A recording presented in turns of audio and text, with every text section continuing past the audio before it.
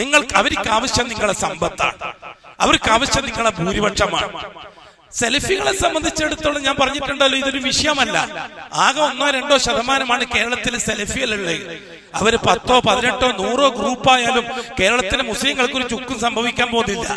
ആകെ 2% ഗ്രൂപ്പായിട്ട് ഇവിടെ എന്ത് സംഭവിക്കാനാ? മറിച്ച് 98% നിങ്ങളാണ്, ഈ ജാറത്തിന്റെ ആൾക്കാരായ നിങ്ങൾ, ഈ ബിരിയാണിന്റെയും ഈ നെയ്ച്ചോറിന്റെയും കുത്തുബിയത്തിന്റെ ആൾക്കാരായ നിങ്ങളാണ് ഇവിടുത്തെ 98%.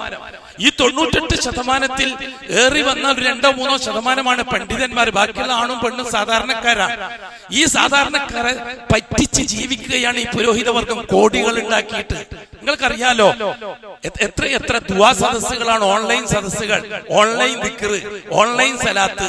എന്നിട്ട് ഈ സലാത്ത് പിന്നെ പഞ്ചായത്ത് തലത്തിൽ 1000 സലാത്ത്, താലൂക്ക് തലത്തിൽ 10,000 സലാത്ത്, ജില്ലാ തലത്തിൽ 1,00,000 സലാത്ത്, സ്റ്റേറ്റ് തലത്തിൽ 100,00,000, 1 കോടി.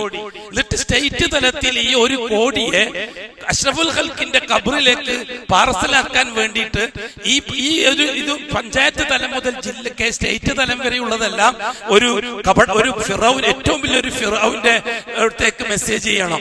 ആ ഫിറൗൻ ഒരു ദിവസം പട്ടാപാതിരാക്ക് ഹാലിളകി സലാത്ത് അൽക്കിയിലും ബിരിയാണിയിലും ഹാലിളകി അഷ്റഫുൽ ഖൽക്കിന് ഇത് പാർസലാക്കണം. എന്നിട്ട് ഉടൻ തന്നെ നേരം വിളിക്കുമ്പോഴേക്ക് മെസ്സേജ് വരും, നിങ്ങളെ സലാത്തെല്ലാം അഷ്റഫുൽ ഖൽക്കിന് എത്തിയിട്ടുണ്ട് എന്നുള്ള വിവരം അവിടെ അഷ്റഫുൽ ഖൽക്ക് നമ്മളെ അറിയിച്ചിട്ടുണ്ട്. അൽ-ഫാത്തിഹ. പൈസക്ക് വല്ല ക്ഷാമമുണ്ട്, വലിയ ബുദ്ധിമുട്ടുണ്ടോ കാശുണ്ടാക്കാൻ? കാരണം ഈ സമൂഹം അത്ര അഷ്റഫുൽ ഖൽക്കിനോടുള്ള ഉറപ്പ് അത്രയാണ്. നമ്മളത് നിഷേധിക്കുന്നില്ല ഒരിക്കലും. ഈ ഷീഈ വിഭാഗത്തിന്റെ മനസ്സിലുള്ള, സാധാരണക്കാരായ ഷീഈ വിഭാഗത്തിന്റെ മനസ്സിലുള്ള അഷ്റഫുൽ ഖൽക്കിനോടുള്ള സ്നേഹം, ആ മഹബത്ത് നമ്മൾ പലകുരു കണ്ടതാണ്. ആ മഹബത്തിനെ ഈ പുരോഹിത വർഗം ഉപയോഗപ്പെടുത്തുന്ന രീതി കണ്ടാൽ തന്നെ അതറിയാം. 90 വയസ്സുള്ള കളവന്മാര് വരെയാണ് റംലാബീഗത്തിന്റെ പാട്ടും പാടിയിട്ട് എന്ന് ജാഥ നടത്തിയിരിക്കുന്നത്. അവര് പാടുന്ന റംലാബീഗത്തിന്റെ പാട്ട്, നബിതങ്ങളെ പറ്റി റംലാബീഗം പാടിയത്, നബിതങ്ങളെ പറ്റി പിന്നെ ഇയാള് പാടിയത്, മുഹമ്മദ് റാഫി പാടിയത്. അത് എത്രത്തോളം പാടിയെന്ന് വെച്ചാല് ഏതോ ഒരു മദ്ഹ് ഗാനം ഈ പിന്നെ മുഹമ്മദ് റാഫിയോടൊപ്പം ലതാ മങ്കേഷ്കർ പാടിയ പാട്ട്, അതുവരെയാണ് ഈ ഭയങ്കരമായ ഈണത്തോടെ ശൈത്താന്റെ മ്യൂസിക്കോടെ. അവിടെ മ്യൂസിക് പ്രശ്നമല്ല, അവിടെ ഹാർമോണിയം വിഷയമല്ല, അവിടെ ഒന്നും വിഷയമല്ല. ആടി പാടി തുള്ളി 10-70 വയസ്സുള്ള കളവന്മാർ വരെ നടു റോട്ടിന് വെയിലും കൊണ്ടിട്ട് മറ്റേ കത്തായം കുട്ടിക്കൊണ്ട് ഓടുന്ന കണ്ട ആ മഹബത്തിന്, മഹബത്താണത്.